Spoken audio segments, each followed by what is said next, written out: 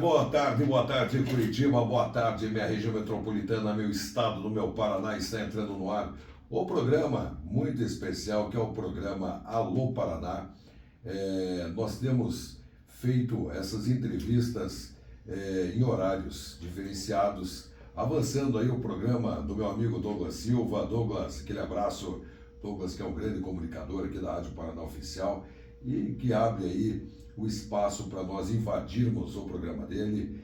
Nós estamos às vésperas das eleições. E estando às vésperas das eleições, nós não podemos deixar de falar de política. Falar a verdade, deixar a mentira ser corroída e debatida pela verdade. E com certeza nós temos agora em Curitiba, na nossa capital paranaense, são 3 cidades no estado que vão ter o segundo turno. E uma delas é a capital paranaense. Hoje uma disputa maravilhosa que vem mostrando um crescimento fenomenal. De Cristina Grêmio, 35, ela que vem mostrando desde o primeiro turno, já contamos aqui as histórias, já entrevistamos a Cristina, é um fenômeno. Eu estava brincando hoje de manhã no programa Alô Paraná, eu estava brincando que as autoridades estão preocupadas, né, com o furacão Grêmio que está chegando no próximo dia 27, o furacão Grêmio que está preocupando todas as autoridades municipais, estaduais, que não sabem depois o que vão fazer. Diz que vai ser um devaste total em toda a corrupção, em toda a sacanagem que está acontecendo. E hoje nós estamos com ele, candidato a vice-prefeito da chapa de Cristina Grêmio, ele que, pelo que eu tenho visto por aí, ele vai ser o vice-prefeito e prefeito por muitas vezes, né? Na ausência da prefeita, é ele, né, que vai assumir a prefeitura de Curitiba. E como nós já dissemos, e a própria Cristina diz, ele que cuidou aí da criação do plano de governo, de muitas pastas para a Cristina, na chapa da Cristina, ele que é advogado, ele que é empresário, ele que é um cara bacana, é um cara gente finíssima, um cara da primeira qualidade e é um cara que eu tenho defendido muito. Por quê? Porque é um cara que eu conheço. Eu só vou defender quem eu conheço. E por conhecer Jairo Filho, eu peço antes de tudo o seu voto para a chapa 35, para que Cristina Grêmio, por uma Curitiba que todos nós amamos, uma Curitiba que nós queremos resgatar, aquela Curitiba que todos os curitibanos tinham qualidade de vida, tinham bons trabalhos, bons empregos, uma boa saúde, um bom transporte, e hoje Curitiba está largada. Fazem praticamente algumas décadas que Curitiba está largada e hoje a população tem visto em Curitiba que Cristina Grêmio, junto com Jairo Filho, eles têm a condição de reconstruir essa história da nossa cidade, reconstruir Curitiba. Então, no próximo dia 27, domingo agora, nós temos que votar com consciência por uma Curitiba que nós amamos. E para falar de seus projetos, nós vamos falar hoje, não dá para falar de todos os projetos, porque são muitos assuntos. Nós temos exatamente 45 minutos. O Jairo me pediu, né, já vou chamar ele de prefeito, o prefeito me pediu para que nós não pudéssemos ultrapassar aí das 3h50, 3h55, pois ele tem um compromisso às 4 horas. Mas para isso eu quero pedir a sua atenção, para prestar atenção nos detalhes dessas propostas que nós iremos falar hoje. Um assunto que tem chamado muita atenção e tem que ser dado uma grande importância é essa fake news que envolve o transporte coletivo. E hoje nós vamos falar com o Jairo, nós vamos dar aí uma atenção maior para que ele nos explique como que vai funcionar na realidade. Vamos esquecer as mentiras, falar até papagaio fala, tem aqueles bichinhos de 199 que se compra na casa China, ele fala. Mas a verdade, poucas pessoas dizem. E, com certeza, o Jairo vai nos contar aqui a verdade sobre esse projeto maravilhoso, que é um dos projetos mais fantásticos que eu no Brasil ainda não vi esse projeto. Mas é um projeto que Cristina Grêmio com Jairo Filho vem com certeza para aplicar na cidade de Curitiba. Boa tarde, Jairo. Boa tarde, Alexandre. Boa tarde a todos os ouvintes. Eu quero dizer que eu fico muito honrado, né, primeiro pelas suas palavras, obrigado de coração, né, pelo reconhecimento, pelo carinho, mas também fico muito honrado por estar participando, né, de um programa tão relevante, que instrui as pessoas, que orienta as pessoas. Eu acredito que vocês fazem um trabalho, né, vocês comunicadores, né, e os comunicadores sérios fazem um trabalho que é muito importante para a sociedade. Né, a gente tem aí, hoje em dia a gente tem um eufemismo, né, para o que a gente chamava de mentira, hoje o pessoal chama de desinformação, né, mas vamos chamar de mentira. A gente sabe que tem sido espalhadas muitas e muitas mentiras quanto à nossa campanha que é orgânica, né, Alexandre? Nossa campanha que não tem dinheiro público, nossa campanha que ela nasce por um projeto das pessoas, da população que está cansada de ser usada, né, como um mecanismo, uma ferramenta de enriquecimento de poucos grupos. As pessoas precisam retomar o poder, o povo precisa retomar o poder e nós somos privilegiados, né, de ter a oportunidade de representar essa ânsia, essa vontade que as pessoas têm de fazer esse país ir para um outro lugar, para um outro patamar, e a gente vai fazer isso começando por Curitiba. Eu tenho certeza que no próximo dia 27 a população vai nos outorgar esse mandato, né, para que a gente possa administrar essa cidade com muita democracia, ouvindo as pessoas, fazendo o que as pessoas precisam legitimamente, né? Ontem eu estava numa reunião com um grupo de feirantes e a principal reclamação deles é porque eles sequer são ouvidos, né, pela atual gestão. Nas palavras dos feirantes, eles dizem o seguinte: porque o prefeito Rafael Greca viu um quadro e ele decidiu que aquilo ali é que tem que acontecer nas feiras. Aí ele decide como que vai ser a nossa barraca, o tamanho que tem que ter, e a gente está aqui há 20 anos e a gente não tem nem a possibilidade de dizer, ou opinar, ou palpitar, né, sobre aquilo que a gente sabe que a gente precisa para desempenhar melhor o nosso negócio. E quem é o maior interessado que a feira funcione somos nós feirantes, né, nas palavras deles, mas a gente nem é ouvido. Então as pessoas estão cansadas dessa tirania intelectual, dessa tirania, né, de opinião que acaba tendo essa atual gestão. Nós queremos o oposto disso, que é um processo democrático. Você sabe, né, Jairo? Eu, esses dias, estava conversando com um ex-funcionário de dentro do gabinete do Greca, ficou 6 anos lá com o Greca, e eu tenho no canal do YouTube da rádio aqui essa entrevista com ele. Eu entrevistei, está gravado, está no ar. Então, quem quiser acompanhar, pode acompanhar. Tanto que ele falou que, nesses 6 anos, ele foi obrigado a pagar para os eventos políticos, ele como ex-funcionário, que ele era da prefeitura, e por ele não concordar em pagar, ele foi mandado embora, ele foi exonerado. É isso aí. Então, a gente vê que, e a gente sabe, e ele comentou nessa entrevista, que nunca a atual gestão recebeu dentro do gabinete nenhum eleitor. Nenhum eleitor.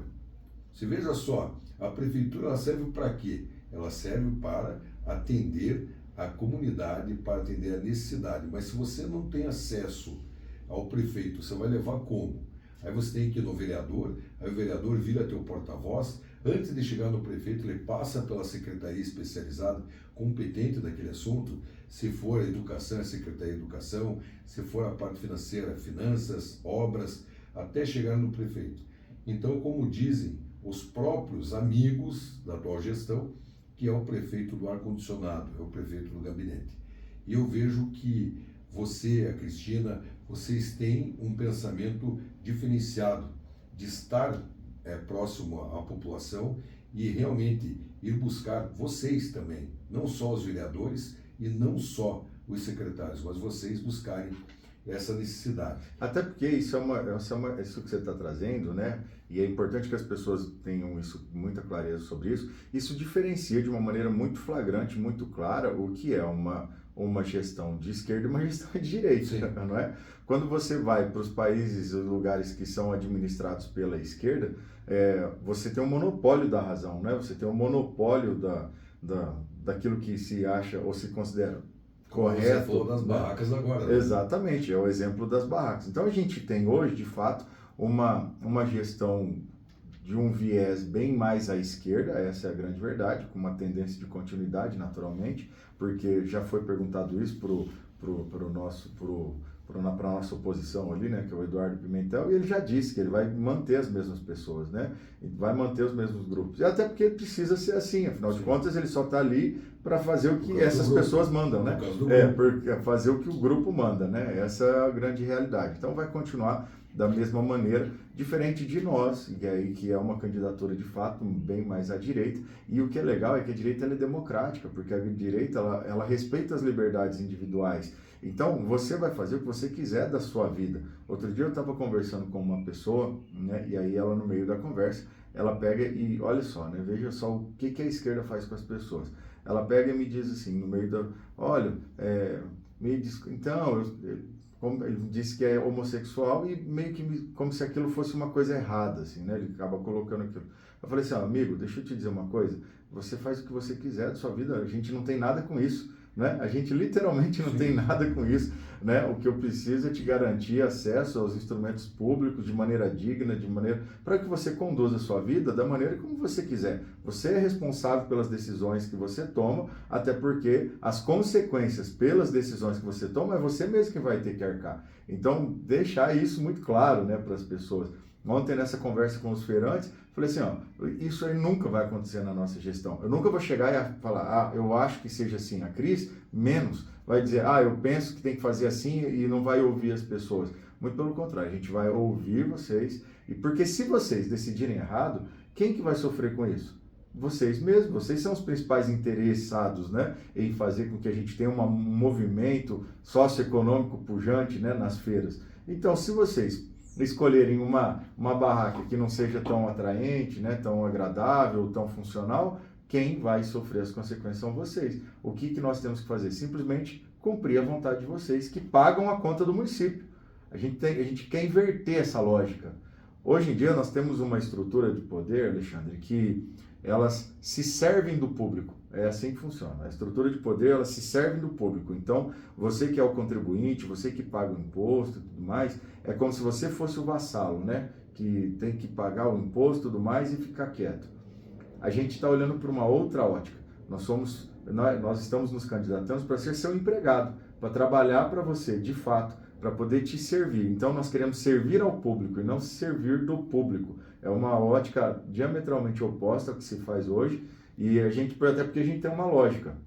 A Prefeitura Municipal ela é uma grande empresa, da qual todos os curitibanos são sócios e investidores. Afinal de contas, quem paga essa conta somos nós, curitibanos, que pagamos nossos impostos. Se a gente paga imposto, é utilizado para ser investido na qualidade de vida das pessoas. Então, é um olhar muito diferente do que se pratica e do que se faz hoje. É por isso que nós queremos, né, dentro das nossas propostas, a gente quer fazer essa questão, né, dos processos seletivos, da análise de projeto, para colocar de fato pessoas qualificadas que tenham condições de entregar o melhor trabalho, o melhor serviço, a melhor otimização de recursos, para que a gente tenha uma redução dos gastos públicos, uma redução dos custos operacionais da prefeitura, porque quando a gente faz isso, a gente vislumbra inclusive a possibilidade de redução de tributos nos próximos anos. Não à toa, né, a gente já montou nosso primeiro conselho, nosso Conselho Consultivo Econômico, que é formado com nada mais, nada menos do que com a equipe, né, de economia, do Ministério da Economia do governo Bolsonaro, né, das pessoas que foram os pilares do Paulo Guedes, que segurou a nossa economia, né, na pandemia, foi um grande herói, sem sombra de dúvida. Esse pessoal vai estar aqui em Curitiba, nos ajudando a gente a pensar as melhores estratégias para fazer com que Curitiba, né, volte a ser, porque ela não é hoje, ela volte a ser aquela Curitiba que todo mundo ficou acostumado tem que reconstruir a ter uma relevância. Eu vou te dar um dado, né, que o Carlos da Costa, que foi o secretário especial do Ministério da Economia, ele nos deu sobre Curitiba. E olha só a perspectiva, e a gente não se dá conta. O que acontece muitas vezes com as pessoas é como se fosse aquelas rãs que vão ser cozidas, que você coloca numa água morna, tranquila, e a rã fica ali. E aí ela vai esquentando e você não se dá conta que você está, né, numa enrascada. E aí quando você vê, não dá mais tempo para voltar. Alexandre, Curitiba, em 10 anos, em termos de relevância no PIB nacional, Só para a gente entender isso. PIB, para quem não sabe, é o Produto Interno Bruto, é o conjunto, é a soma de todas as riquezas que são produzidas no país, tá? Então, Curitiba representava 1,5% do PIB nacional, ou seja, são 5.500 municípios. Desses 5.500 municípios, só Curitiba representava 1,5%, né, de todo o conjunto de riquezas produzidas no país. Sabe quanto é hoje? 1%. Em 10 anos, Curitiba perdeu 33% da sua relevância econômica para o Brasil. A gente só ganha, se eu não me engano, é de Salvador, a gente só ganha de Salvador, de uma outra cidade, de duas cidades do Nordeste. Olha só, né, em nível de queda, assim. Então é absurdo. É como se fosse uma Ribeirão Preta inteira, em termos de potencialidade econômica, que foi retirada de Curitiba. Então Curitiba perdeu, em termos de pujança econômica, uma Ribeirão Preta inteira, que é uma grande cidade do interior de São Paulo. Então isso é muito grave. Isso é muito grave e as pessoas não se dão conta. Então, quando quem trabalha com comunicação, quem trabalha, no meu caso, que trabalha com treinamentos, quem trabalha com venda de serviços, quem trabalha com venda de produtos e vê que tem caído as suas vendas, o motivo é porque o ecossistema econômico de Curitiba decaiu em no mínimo 30% em 10 anos. E esse pessoal que foi exatamente os grandes responsáveis por essa ocorrência. Afinal de contas, eles estão 8 dos 10 anos à frente da prefeitura. Então é um nível de incompetência absurdo que a gente está aqui para buscar rebater. Jairo, nós também temos, lógico, em Curitiba, problemas sérios. E um dos problemas é o transporte coletivo. Sim. O transporte coletivo que também precisa ser remodelado, ser reconstruído para ser novamente entregue à população de Curitiba, o transporte que nós já tivemos na nossa cidade. E a partir o contexto, né? A partir do fora do contexto, foi pego um trecho de uma fala da Cristina e foi virado do avesso esse trecho, fazendo com que o povo fosse ludibriado, tentaram enganar o povo com essa fala da Cristina. Eu acho que um pouco do que eu tinha assim de admiração pelo trabalho que o governador fez por um bom tempo, ele acabou com essa minha admiração quando ele foi até as redes sociais dizer que a Cristina insultou ele, dizendo que ele é sonoplasta. Por que eu entrei nesse assunto? Porque eu comecei como sonoplasta. Ela é uma profissional da comunicação e jamais ela iria pegar e ele entendeu isso, né? Ele entendeu. Só que ele fez esse papel porque no desespero, eles estão desesperados, eles acham que Curitiba, eles sabem que eles já perderam, eles sabem disso. Só que agora a situação ficou complicada. Eles poderiam começar a trabalhar com a política de redução de danos, né? Afinal de contas, na medida que a gente está diante de uma realidade, eu penso que a gente não vai agravar os problemas.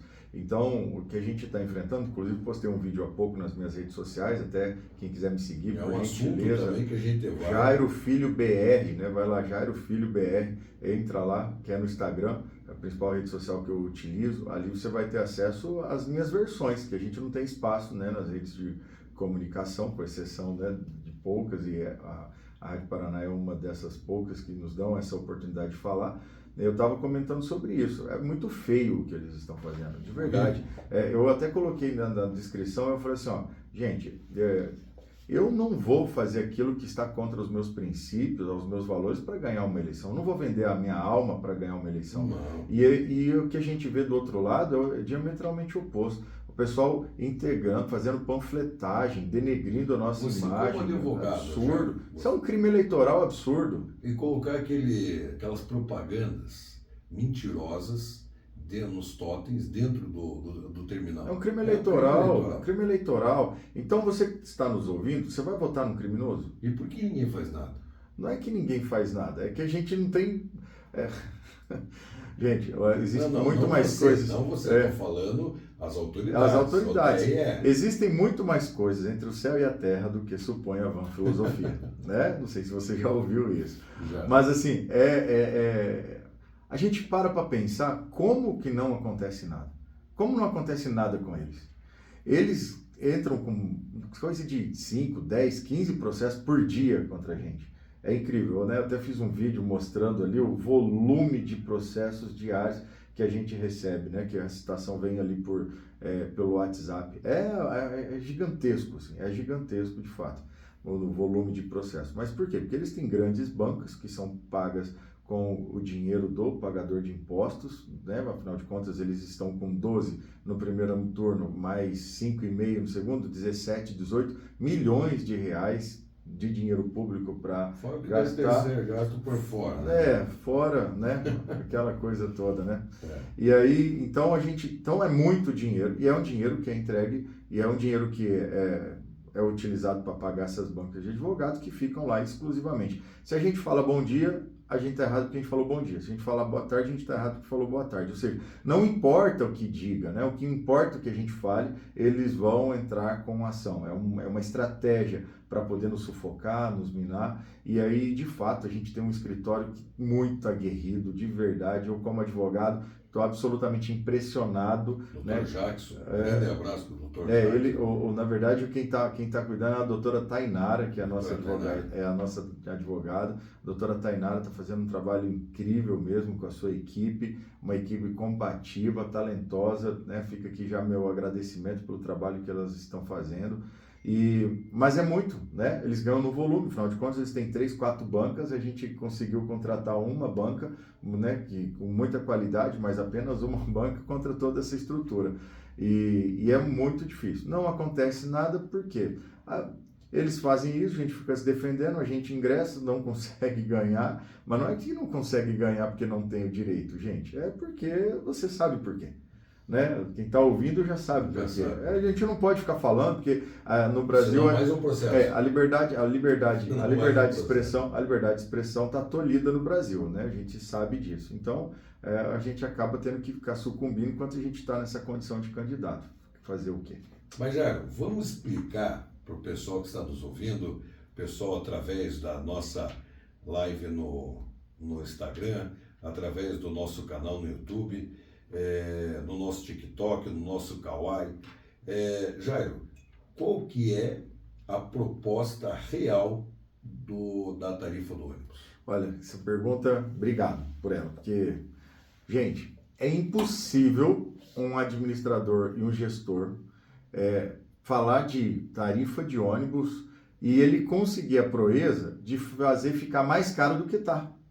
Nós temos a tarifa de ônibus mais cara do Brasil dentre as capitais. É importante que você saiba disso, é importante que você tenha clareza disso. Nós vamos diminuir o preço da passagem. Essa é a grande verdade. Nós vamos diminuir o preço da passagem. O que a gente está colocando em discussão? E aí eles pegam isso e deturpam. A gente está colocando em discussão a possibilidade da pessoa que se deslocar regionalmente. Então, né, a dona Maria que está lá no Tatuquara, que de repente tem que pegar o ônibus para ir para o posto de saúde lá do Tatuquara, que ela não precise pagar os R$6, que ela pague metade dos R$6, por exemplo, para ir até ali no posto. Afinal de contas, ela fez um deslocamento de um percurso pequeno. Se ela vai ali no mercado, se ela vai ali numa loja do seu bairro, que ela pague metade, no mínimo metade do que ela paga, por exemplo, para cortar a cidade. Mas jamais passaria do teto. Jamais passaria do teto. Essa tarifa única, que ela é muito bacana. O que a gente está fazendo? É importante que as empresas de ônibus também saibam disso. Nós estamos colocando um incremento, né, porque a dona Maria não iria de ônibus para o posto. A dona Maria, de repente, ela ia ou pedir para o vizinho, ou ela ia pedir para alguém ajudá-la, ou se ela não tiver veículo, ou ela ia pegar um Uber, enfim, ela ia de uma outra maneira para o posto de saúde. O que a gente está querendo fazer é incentivar a dona Maria a utilizar o transporte urbano para aquele pequeno deslocamento.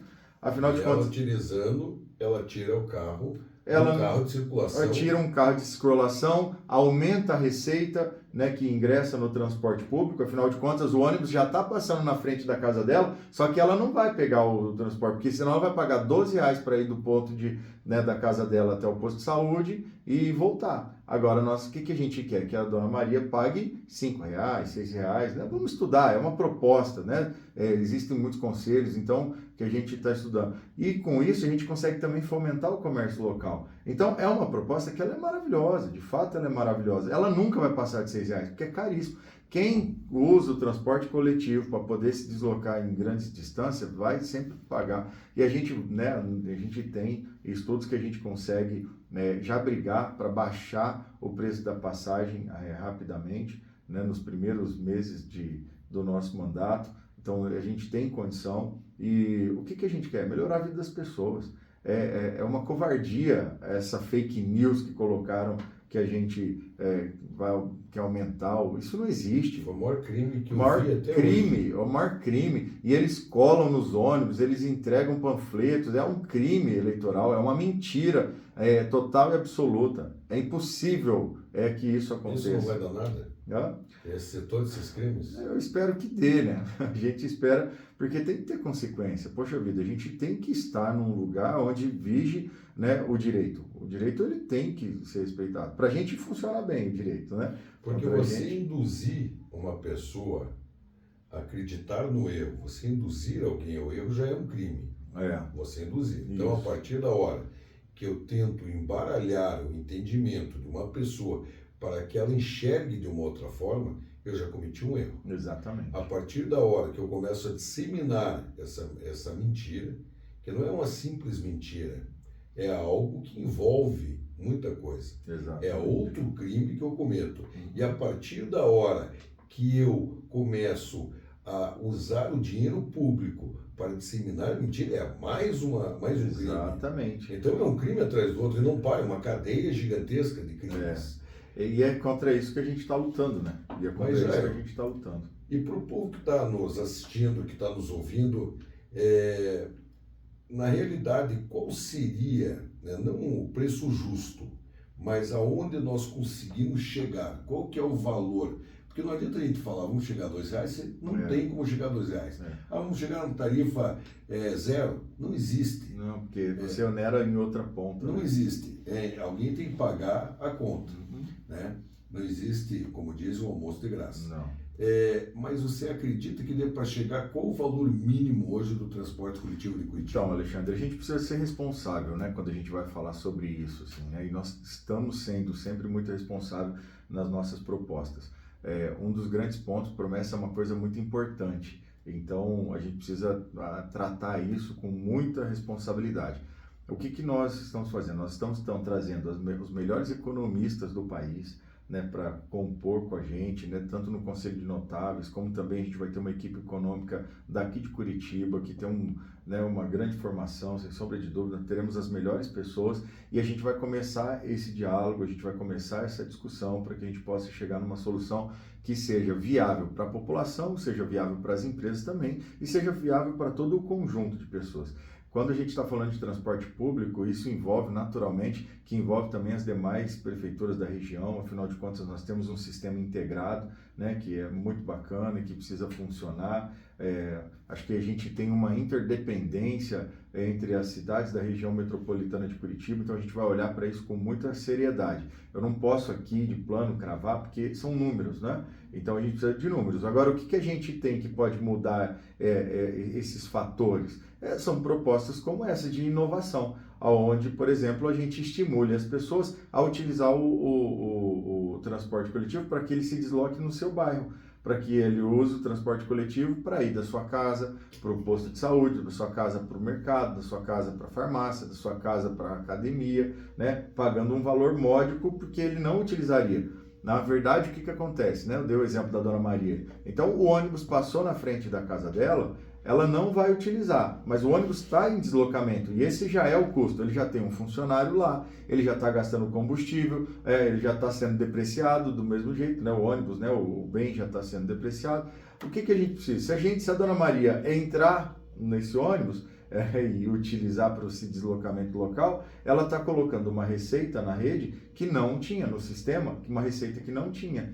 Na hora que a gente quantificar isso aqui, de repente a gente consegue até um impacto positivo que possa repercutir aí numa redução ainda maior né, daquilo que a gente projeta. Mas assim, né, nós temos aí análise de possibilidades aí de se chegar a 5,75, 5,50, mas eu creio muito que a gente vai ter tanta gente competente com a gente, Alexandre, tanta gente inteligente, que nós vamos pensar em saídas melhores do que essa, inclusive, que vai nos dar respaldo e condições para chegar aí num valor muito menor do que aquilo que a gente está projetando. A gente olha para a questão da mobilidade urbana de um viés diferente. Na verdade, o transporte público ele é uma ferramenta de alavancagem econômica. Então, quando a gente acerta a mão, né, quando uma cidade, um município, uma região acerta a mão na questão de preço do transporte público, na qualidade, na velocidade, a gente gera desenvolvimento econômico. Então, ele é uma ferramenta de desenvolvimento econômico. O transporte ele não é um fim em si mesmo, né? Certo. Ele, na verdade, é um meio para que a pessoa saia do ponto A para ir para o ponto B. Se a gente melhora esse meio, né, esse caminho, a gente gera uma atratividade maior para as empresas, a gente diminui o impacto econômico do transporte para as empresas, para as pessoas, para a vida das pessoas. Então, estou dizendo isso tudo porque a gente vai olhar de maneira estratégica para isso, para melhorar a vida, sobretudo de quem precisa, que são as pessoas que moram, né, nas regiões periféricas, as pessoas que estão em vulnerabilidade social, as pessoas que dependem diariamente, né, do transporte coletivo para que possa chegar ao seu trabalho, para que possa levar o seu filho na creche, para que possa viver. Né? E tempo dentro de transporte é tempo de vida que você está deixando de viver. Né? Tempo no ponto do ônibus, embaixo de chuva. Rapidamente, você falou aí de um ponto importante. A gente, nos primeiros 6 meses, a gente já vai implementar um aplicativo para que as pessoas possam acompanhar os ônibus, o transporte dos ônibus. Tipo Uber. Você sabe aonde que está o ônibus para que você fique o menor tempo possível dentro esperando num ponto de ônibus. Então, só isso, você já consegue projetar o tempo que você vai chegar. Então, só isso já vai otimizar a sua vida, né? Só isso vai otimizar a vida das pessoas. Por que quem tem carro não usa transporte coletivo? Porque não é estimulado, porque você não sabe a hora que você vai chegar. É tudo muito difícil aqui, né? Não existe também o ponto do ônibus especificamente bem na frente daquele lugar que você vai chegar, né? Que você está em teu destino.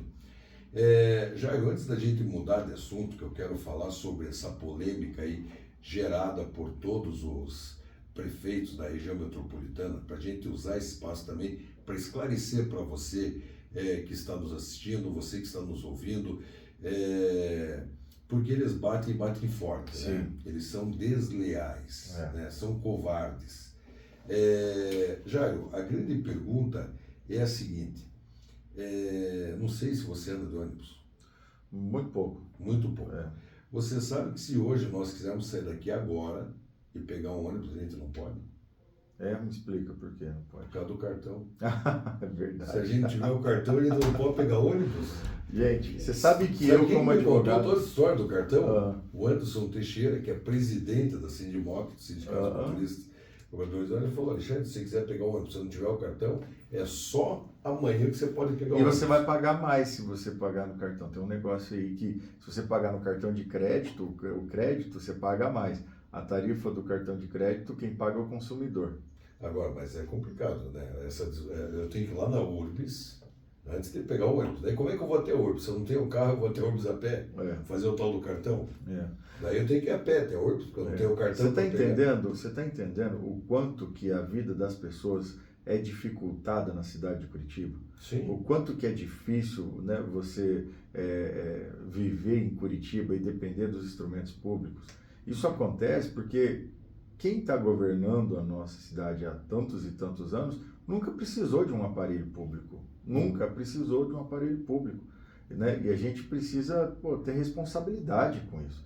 Essas pessoas que nos governam, elas utilizam apenas e exclusivamente o plano de saúde, apenas e exclusivamente o seu veículo particular, apenas e exclusivamente as escolas particulares, ou seja, eles não têm nem acesso aos instrumentos públicos, né? E querem decidir a sua vida. Então, e não te ouvem, né? Não ouvem os usuários, os destinatários, né? Dos instrumentos públicos, daquilo que o poder público tem que fazer.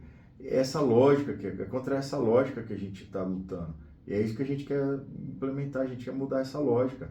A gente quer fazer política ouvindo as pessoas, que é exatamente quem precisa dos instrumentos públicos.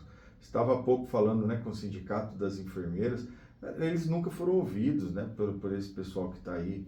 Né? Mas agora, no segundo turno, olha só, agora no segundo turno aconteceu um baita milagre, é incrível. Olha só, agora mandaram carta para os servidores, começaram a assumir compromissos que em 8 anos não assumiram, 8 anos não fizeram, no primeiro turno não fizeram, porque estavam acreditando que iam ganhar no primeiro turno, mas agora, porque estão desesperados por votos, eles estão assinando carta, meus amigos, até com, olha, eu não vou aqui usar o termo, mas eles, qualquer carta que você quiser que eles assinem, aproveita esse momento, porque para ganhar o seu voto e mentir para você, eles vão assinar. Mas você sabe que o governador, numa conversa informal, ele falou o seguinte, que hoje eles têm a certeza que eles escolheram o candidato errado.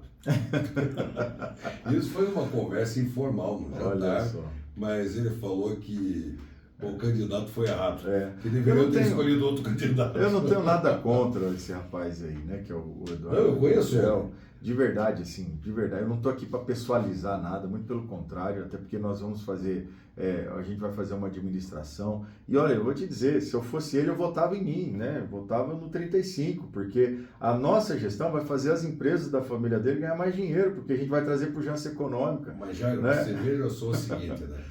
Ele é um bom rapaz, só que o problema dele é o seguinte, que nem ele, e quem me falou, esse me falou e eu falo, tá aqui, ó, sendo gravado, vai ficar em todas as redes sociais. O Paulo Martins chegou para mim e falou, eu não estava preparado para assumir essa posição de vice-prefeito. E nem devia, né? Eu tenho muito respeito pelo Paulo Martins, também quero que fique gravado aqui, depois se você quiser, faça isso chegar ao Paulo Martins. Eu penso que ele cometeu um grande erro político, essa é a verdade. A gente está falando de um cara que foi candidato ao Senado, representando uma parcela significativa da população. Né? Eu sou candidato a vice-prefeito também, né, em oposição a ele, mas politicamente eu não sou melhor nem pior que ele, não se trata disso. Mas sob a perspectiva política, a gente está falando de um cara que fez 1.700.000 votos no estado do Paraná. Foi deputado federal, né? Foi deputado federal, ou seja, ele é muito superior politicamente ao Eduardo. Ele é muito superior. Ele é muito superior. Se tinha alguém que deveria ter sido o vice, né, dentro dessa conjuntura, minimamente seria o Eduardo, não o contrário. Né? A gente tem uma pessoa que no aspecto da oratória, no aspecto da preparação política, estaria muito mais maduro para essa posição. Eu espero que de verdade, falo isso de coração, porque eu não vou vender minha alma para ser eleito. Não vou. Eu tenho princípios, eu tenho integridade, eu honro meus ancestrais, né, e não vou perder isso. E tenho perdido muito dinheiro por ser assim também, né? Mas, enfim, é o que eu acredito, a minha crença ela é muito profunda nisso. Então, eu não vou aqui ficar denegrindo a imagem das pessoas como eles fazem, né, simplesmente para ganhar voto. A gente está aqui falando de propostas. De fato, a gente está falando de propostas. E o Paulo, ele representou, de fato, muita coisa importante, né, para o nosso estado, para o país. Só que ele está constrangido. É muito visível que ele está constrangido com a posição que ele está. Né? Então, eu espero que né, não seja o fim da carreira política dele, essa candidatura dele, porque ainda que, que eles ganhem, ainda, né, que não vai acontecer, mas ainda que eventualmente se acontecesse uma tragédia e eles ganhassem essa eleição, ainda assim, ele é aquele tipo de vitória que é uma derrota, né? Sim. É o tipo de vitória que é uma derrota. Não soma para ele. Não soma em absolutamente nada, né? E até diminui ele. Né? Diminui. Por quê? Porque todos os erros que essa gestão cometer, e eles vão cometer, porque eles seguem cometendo e nada vai mudar, vai cair sobre as costas dele a partir de agora. Sim. Então, olha o nível de responsabilidade que começou aí, né, eu sou muito amigo de um primo, irmão dele, né, e eu tenho muito respeito. Por isso que eu fico olhando o que essas pessoas estão fazendo comigo, né, e eu fico pensando, se fosse o contrário, né, como é que eles estariam agindo? Se fôssemos nós fazendo isso com eles, né, dessa maneira. E olha, não é por falta de informação, não é por falta de não ter, material para fazer, mas é porque, de fato, a gente não quer, né, a gente não quer ferir mais as pessoas do que está sendo todo esse processo. Eu tenho um pouco de evidência, né? Eu estou vendo aqui na água, aqui na caneca, eu estou vendo nesse momento, segunda-feira, no domingo, 6h30, 6h45, o Ratinho, o Greca, o Paulo, o Eduardo, todo mundo chorando. Tá aqui Tá na água. Mas enfim, isso aí não vamos falar. Agora me conta, Jairo. Acordo pela manhã, estou aqui apresentando o programa e daqui a pouco um vídeo de um prefeito da região metropolitana dizendo que representa os demais candidatos, repudiando uma fala. O que aconteceu? O que está acontecendo? Explica aí um pouco para o nosso espectador, para o nosso ouvinte da rádio, o que aconteceu e por que esse teu vídeo que agora já está rodando nas redes sociais. Veja, assim, Alexandre, nós sabemos que nós estamos nos colocando contrário a todo um sistema político que é maior do que a própria Curitiba, não é? E o governador Ratinho, ele fez isso muito bem, ele conseguiu cooptar, né, apoio pelo seu jeito de fazer política, que eu não concordo com o jeito dele de fazer política, muito embora seja um belíssimo governador, que tem feito um belíssimo trabalho pelo Estado, mas ele tem um jeito de fazer política que eu tenho aqui as minhas reservas.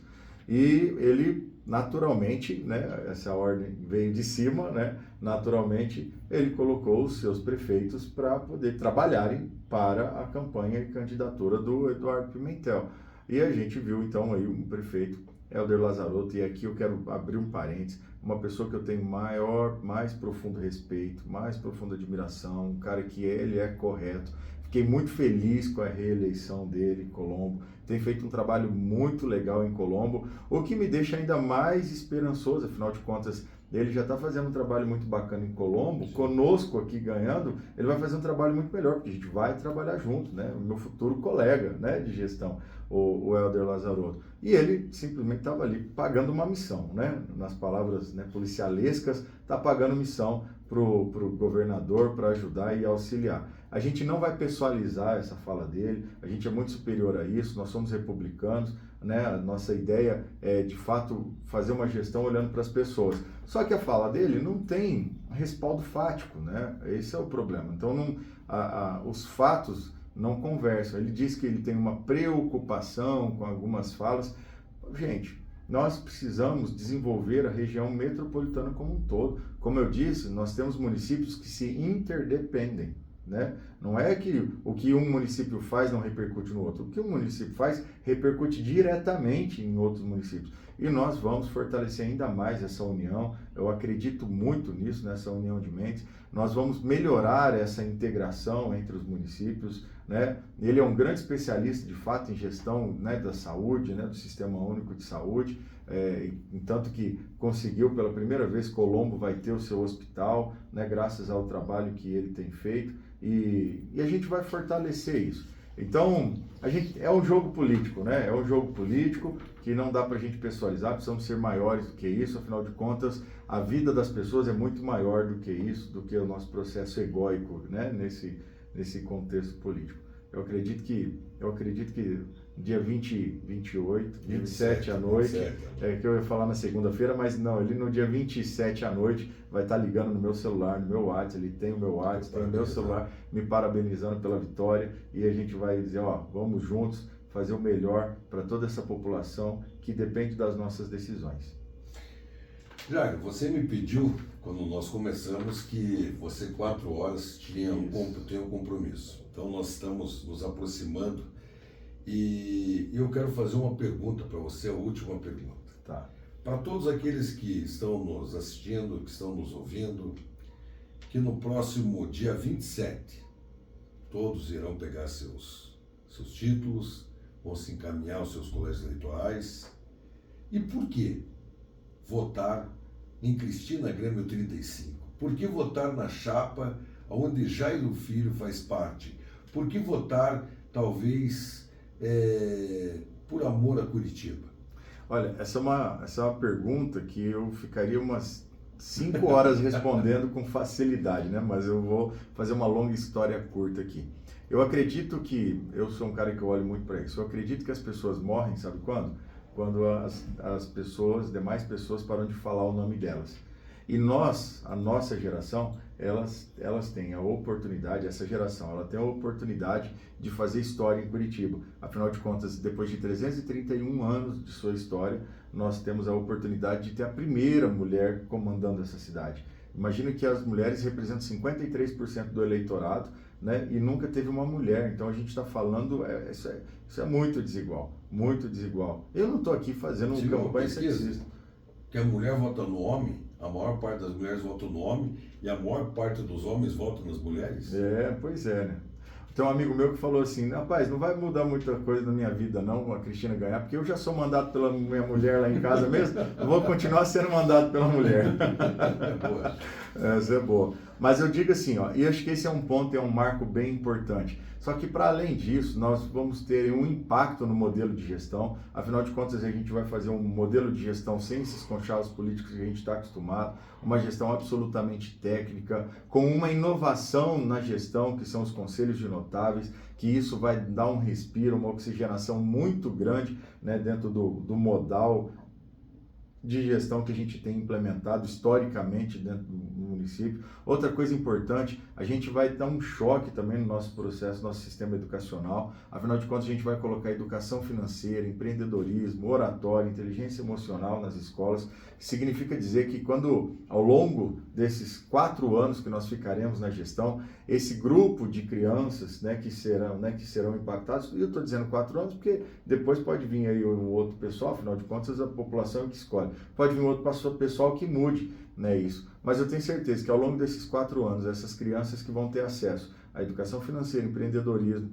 oratória na escola, a gente já vai ter um impacto na vida dessas crianças muito grande lá na frente, preparando elas para o que a gente tem no mercado futuro. Afinal de contas, a cada vez mais essas competências, né, pessoais, elas começam a ganhar mais e mais relevância, né, por conta aí do crescimento das ferramentas de automação, inteligência artificial, essa coisa toda.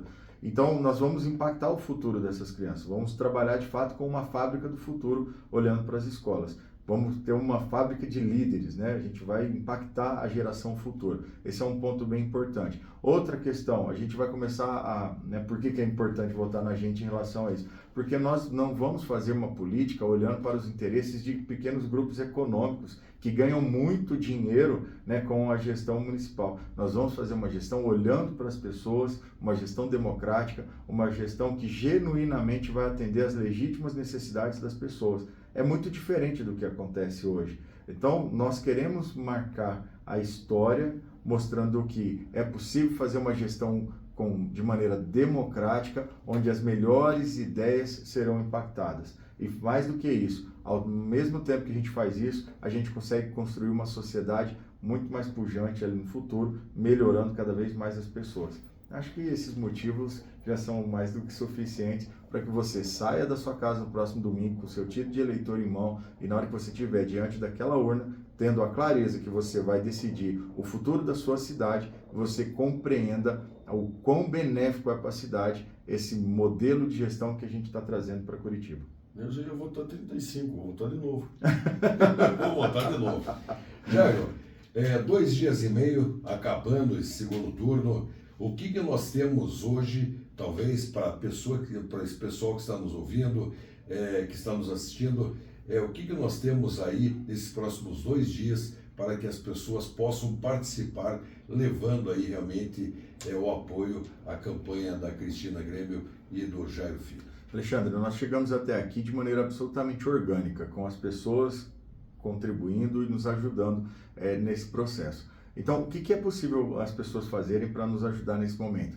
Precisamos que vocês repliquem todo o material que sair no Instagram da Cris, no meu Instagram, que são as nossas redes de comunicação, que vocês repliquem o máximo possível pelo WhatsApp, nas suas redes sociais, para que a nossa mensagem chegue, né, ao maior número possível de pessoas. A gente sabe que a gente vai sofrer grandes ataques agora, nesses últimos 2 dias, né? Muitas, né, tem a história do Ferreirinha, né? O pessoal sempre fala, ó, vai surgir um Ferreirinha, que é uma história que o Requião criou quando ele foi eleito prefeito, e as pessoas na década de 80, quando inventou uma mentira e rapidinho ele acabou ganhando a eleição em cima dessa mentira.